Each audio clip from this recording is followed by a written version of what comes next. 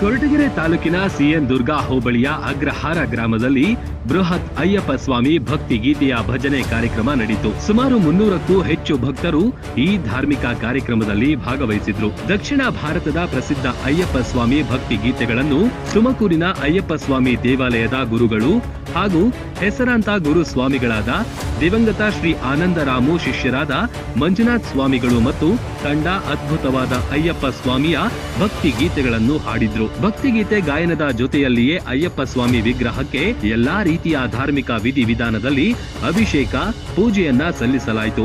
ನಂತರ ಪಡಿಪೂಜೆಯನ್ನ ಮಾಡುವ ಮೂಲಕ ಕಾರ್ಯಕ್ರಮವನ್ನ ಪೂರ್ಣಗೊಳಿಸಲಾಯಿತು. ಈ ವೇಳೆ ತಾಲೂಕಿನ ಸುತ್ತಮುತ್ತಲ ಪ್ರದೇಶದ ಸುಮಾರು 300 ಅಯ್ಯಪ್ಪ ಸ್ವಾಮಿ ಮಾಲಾಧಾರಿಗಳು 200 ಸಾರ್ವಜನಿಕರು ಕಾರ್ಯಕ್ರಮದಲ್ಲಿ ಭಾಗವಹಿಸಿದ್ರು.